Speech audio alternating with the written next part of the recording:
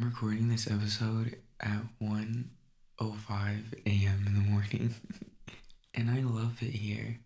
It feels so peaceful.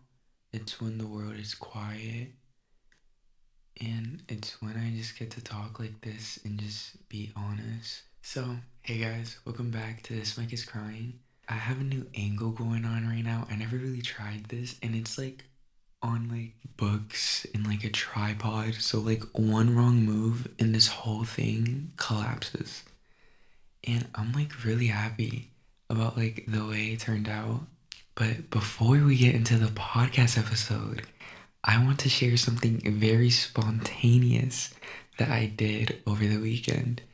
And I applied to an art school, and that is something that I've been wanting to do for such a long time, but has been very scared of like doing because I feel like art in general and like the art career is such a scary like place to like try to navigate and try to experience in a way. And the journey was just so scary. But I applied 30 minutes before the deadline closed, and I applied with like a song that I've been working on. So yeah. And I didn't really plan on making this podcast episode, but I just knew I needed to talk. Lately, I've been thinking about what it means when people say you are emotionally mature for your age, but nobody really thinks about what that costs you. And I wanted to put all my thoughts down in a monologue, and that's like what I did. I kind of wanted to like put my thoughts out on like a piece of writing. And I think this monologue captures it perfectly on what the rest of the podcast is going to be about. And what I said here was I want to put all my thoughts about this. Growing up too fast relates because it connects to the person in me that once wanted to be seen in a way where other kids were. I think a big reason and why I experienced so much limerence growing up, not being seen in your own house, makes you want to be seen in places outside of your own, like crushes. Growing up too fast means that you live in the world where you're forced under pressure to become stable for your environment. For me, that looked like learning how to regulate my own emotions by myself without any parental guidance. And that looked like journaling, meditating, and really getting to know myself, knowing my habits, knowing my patterns, and really being there for myself when I genuinely have no one else to talk to. I feel like living in the same house as a ghost who's your dad feels weird because you guys don't talk, yet he's your dad. Same blood, but never really benefited your life in any way. And yes, I can be grateful that he's my dad and that I live under this house, but I prefer presence more than anything else in this world. And if you're not going to be there for me as a dad, checking in and being there for your son, guiding your son, being equipped and skilled enough for your son, because I think some people genuinely think that you can just like be a dad. Like, no, I think sometimes like you have to be prepared. You have to have emotional intelligence. You have to have skill to be a parent, because how do you know if your child is gonna like grow up and like not know how to regulate their emotions and not know how to like be there for themselves? Like, I think if you as a parent aren't giving your child that space where they're growing a healthy attachment and like paying attention to your child and like being attentive to them is so important. And it's important because you don't want your child growing up feeling like an outlier in this world. That's why it's important to learn those skills, because I feel like a product of my environment. Like, we are really the person we are today because of how much we grown in the environment we did. We cultivated the habits and the language, and a big part of that is learning what you don't want to adapt in your life. And for me, that honestly looks like not wanting to be like a lot of the people I was around. And that looks like my dad's habits and how he goes about family. I would want to check in and really feel good about the impact I'm making on my child instead of just letting my child be there. When people say I'm emotionally mature for my age, what they mean and what they see is that they are able to face challenges in their life with emotional regulation, and they are able to handle situations and be able to observe and be able to acknowledge their feelings. And that's when boundaries come to place. That's when getting to know yourself comes to place. And a lot of people mistake something you had to adapt because it's never been shown to you. And when it's not shown to you, you have to learn it yourself.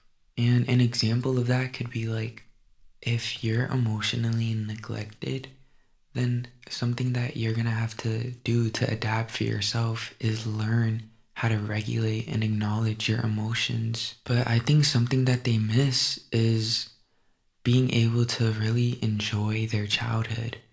Because when you're forced under pressure to learn and adapt something that a child is more healthy, like rather being guided towards it, rather just than just like adapting towards it, like how to learn healthy attachment styles and how to communicate well and how to be present. Because when you're not taught that, it's easy not to be present in your life. And a lot of situations, you just have to learn the hard way.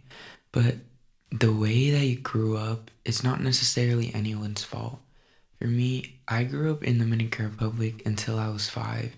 And when I came to Boston, growing up under a deaf father who only knows hustle culture and not really emotional intelligence is hard. And I think a lot of other immigrants can agree with this experience where like hustle culture is like very much here in 2026, and it's very much been here for the past decade. And it's something that's like normalized, like just hustle. And I think when you're just hustling, it's so easy to not really pay attention to what's there and what's important than just hustling. And I think another good point is that some families just don't speak about emotions, and that's the family, and that's normal to them. And there's other families who acknowledge emotions and really are there for their child's emotions and whatever they're feeling.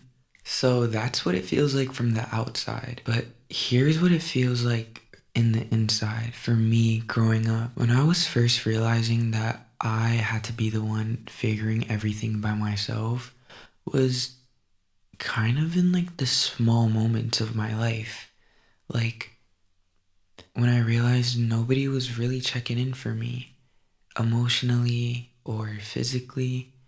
And when I realized like all my emotions, like I kind of just had to handle by myself, I started to realize that I became independent in a lot of areas of my life. Like it's not like anybody is giving me a life pep talk. And like I know a lot of families who do have, or like at least maybe in movies, who like have those life pep talks, like where the adult talks to the teenager and just talks to them about life. I never really had that. Life in my house just feels very quiet. And that's when I started to realize that growing up fast changes you in ways that you can't really see at first. Like, I think growing up fast has given me a lot more trust and love and care and attention for myself. Because when you grow up and you realize that nobody is giving you the attention that you feel like you deserve or you want, you start to like crave it. And at first, you start to look for it in other people. At least that's what I did. But then you start to realize that the love comes from you first and not anybody else. I think it also makes me feel like an outlier. There's been so much times where I feel like I'm a lot deeper than a lot of the people that are around me, and I'm asking a lot of more deeper questions, and like I'm just more self-aware is what I felt, and figure out how to navigate that. Growing up fast changes the way I see myself because like since no one else is going to do it for me, since no one else is going to guide me, then I'm going to do it myself. And I'm going to become more independent in myself. And I think I just take it for like what it is. Like I've been emotionally neglected, and like that's just what it is, and I have to learn how to navigate that. Even though it was hard, I started to show up in ways that I realized actually mattered more. I feel like I'm showing up for myself anytime I learn a new meal, or anytime I like try learning a new style and am experimenting with a new genre or a new feeling I never really talked about yet or wrote about yet. I show up for myself so much in journaling and regulating my emotions and processing my emotions. And like it just feels so fulfilling being able to do that, and being able to like dial myself down and breathe with myself and just like let myself be there and exist with my feelings, not judging myself, and just like letting my feelings sit somewhere, and letting my feelings still hold weight but not on me. It feels like you're lifting the weight into the air and it's getting into the paper, and it's just laying there for you so you could read it and you could process it and you could understand the situation better and you could understand yourself better. And I love it. I feel like everybody should journal. I would recommend journaling to everybody. And I do. Some people prefer like voice memo journaling. And honestly, that's so fine too. I totally get that too. I feel like even just having this podcast is like another like version of like having a journal. And through getting to know myself by songwriting, being on this podcast, journaling, it all stems from being emotionally neglected. Even this podcast, This Mic is Crying, self expression has turned into one of my greatest passions in this world. Every single day, I'm just excited to express myself, and I'm excited to just be. And I think everything I do on This Mic is Crying, on my music, in the way I express myself to my friends and online, it's all a reflection of being emotionally neglected in a way. Like, if you really think about it, like, the reason that me as a person is so expressive and like wants to create this um feeling and space to validate my feelings, and space for my feelings to exist and matter and be heard, and not even like a crazy chaotic way. This Mic is Crying is a space for me to be reflective, and a space for me to sit down, in a space where other people can relate and reflect to as well and relate to, and a place that's just comforting that you can listen to. And I just love This Mic is Crying. It's a space I hold really deep to my heart. I don't just come here to talk about feelings.